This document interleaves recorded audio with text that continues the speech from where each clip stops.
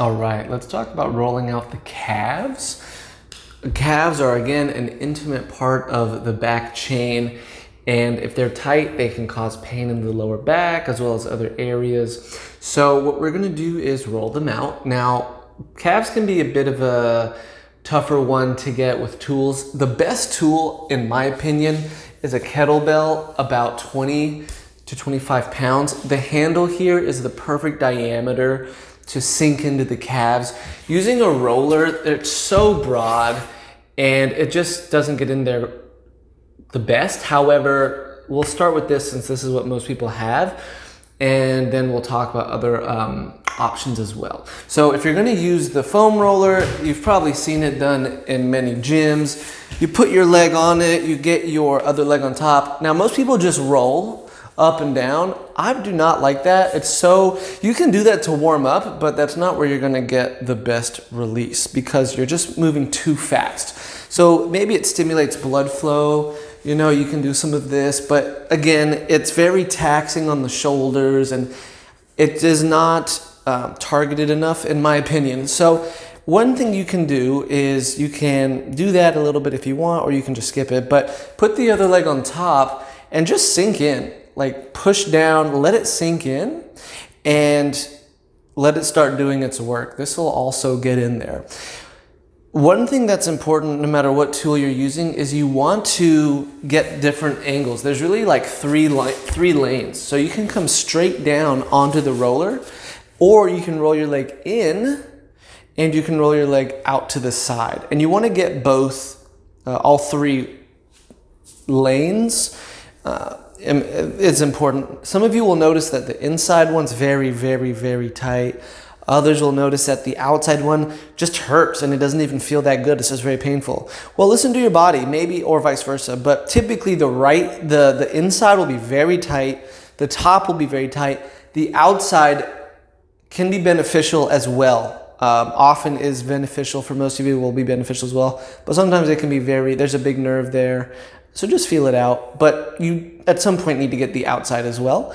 But just get the all here. You'll notice I've spent the majority of time talking to you almost like right in the middle of my calf, and there's a good reason for that, which is that that's where the most belly is.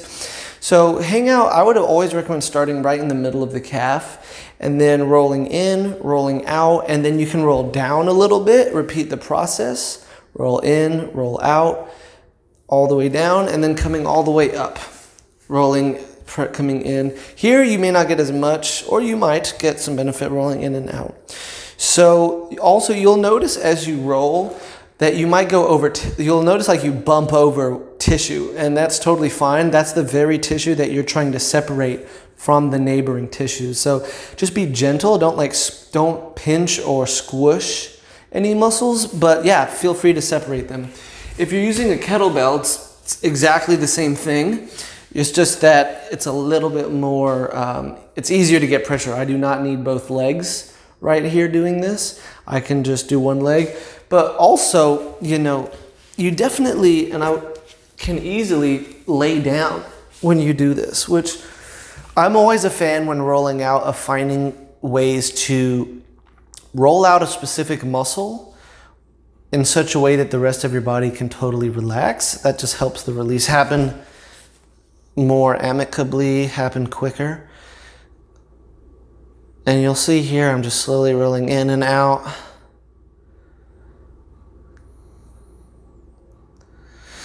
And you can repeat, this is the general gist.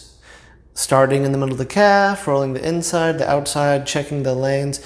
And you can use any tool you want. If you don't have a foam roller, but you have a softball, you can use a softball. Softballs can be challenging because they are a ball, so they roll a lot more easily. But use a softball if it's all you have, you'll still get good results, especially if coming just straight down on top of it. If you don't have a kettlebell, but you have a broomstick and you have a bunch of books, pile up 2 books, stacks of books. Pile up 2 stacks of books and put this down on top of the books. And now you can put your calf here and get to work. But go to business, get down to it. I'll show you one last technique that may be beneficial for some which is taking the foam roller and just gently leaning down on it. Unfortunately, in this position, you are very short in the calves, but for some of you, it could be useful. You can also do one leg at a time, just kind of leaning into it here. And that can be nice, especially if you kind of angle it so it's not, if you understand the concept of separating tissues, you can kind of control this and help guide it to separate tissues. So play with that as well.